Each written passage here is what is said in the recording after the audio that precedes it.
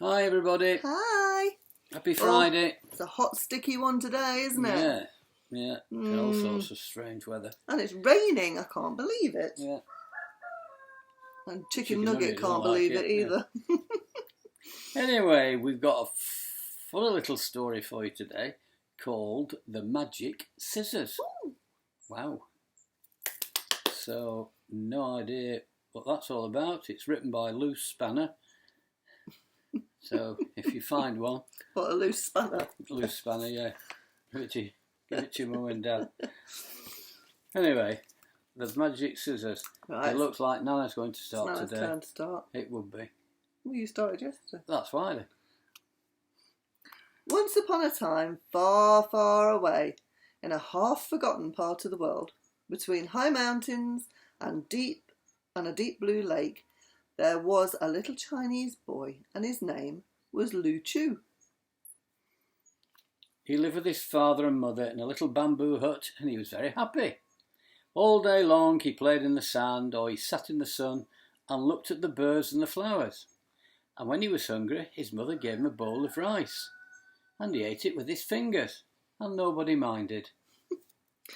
One day, his mother said to him, "Lu Chu, there is not enough rice today.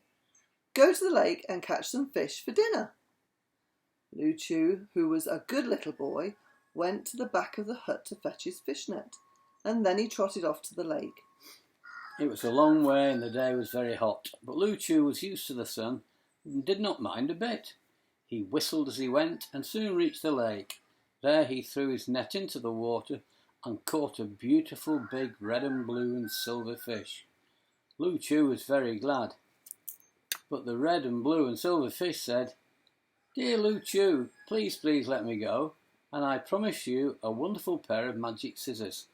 Whatever you cut out with them will come to life." Ooh, sounds exciting. That's exciting, isn't it? I want a pair of them. So Lu Chu let the red and blue and silver fish go, and found himself holding a wonderful pair of scissors instead.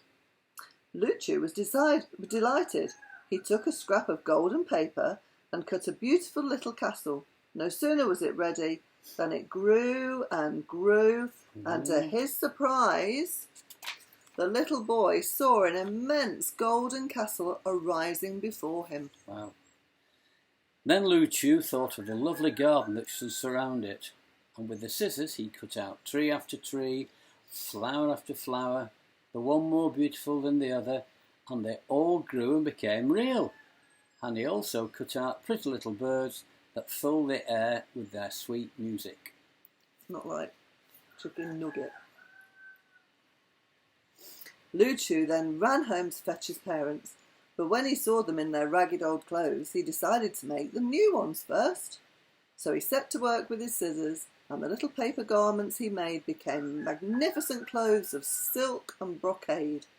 Soon they were all dressed in them, and Lu Chu led the way to the castle. His parents were full of admiration and wonder and went to look inside. Lu Chu, left alone in the garden, decided to make himself some little playmates. He cut some paper dolls. They fluttered around him and became lifelike, and in no time a whole swarm of cheerful little boys and girls were dancing round him, crying happily, "Lu Chu, be our friend, come and play with us." Thus Lu Chu made everything under the sun that should fill a little boy with happiness. The castle became their new home.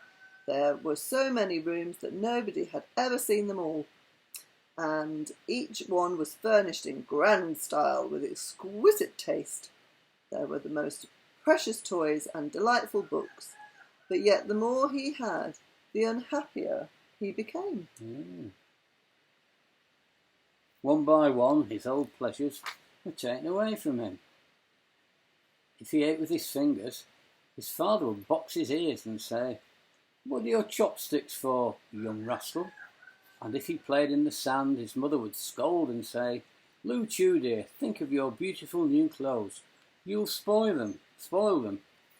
Worst of all, there was no more time to play. All day long, from breakfast to supper time, there were lessons to study. Learned professors professors came to teach Lu Chu reading and writing and arithmetic, geography, history, and oh, so many other things. Lu Chu was sure he would never remember all he had to learn. Outside, he could hear the happy cries of little playmates, and he would think of the old days when he too was out in the sun, laughing and playing, watching the birds and flowers. So day by day, little Lu Chu grew less happy. One night he could not sleep, but lay tossing about in his bed. At last he got up and softly went out of his bedroom. He tiptoed through the sleeping palace and silent gardens and ventured out of the gate. The moon was shining very brightly, making a magic world out of the one Lu Chu knew so well. He shivered a little with the cold of the night, but he went on bravely to find his way to the lake. There he looked for his friend, the red and blue and silver fish. "Fish," he cried, "red and blue and silver fish. It's me, Lu Chu. I am no longer happy. Can't you help me?" The fish peeped out of the water. "Little friend," he said, "you have grown too rich, and wealth does not always mean happiness. Take your scissors and at sunrise whistle 3 times and throw them into the lake. Then you will be rich no more, but you may be happy again."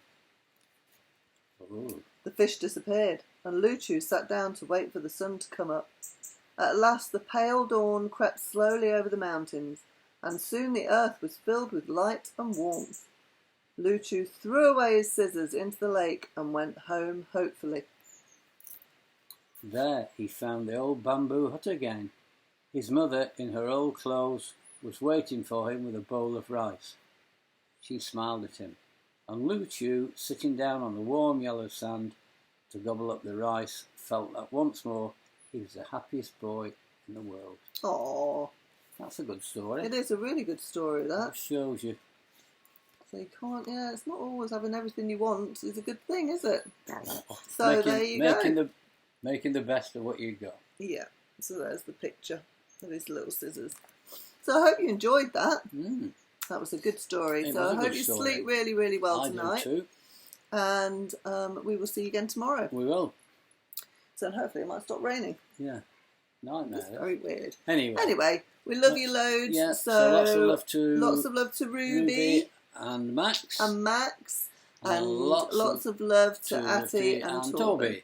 So we love you loads and loads. Yeah. Be good. Night night. Sleep well. Night night. Mwah. Love you. Night night.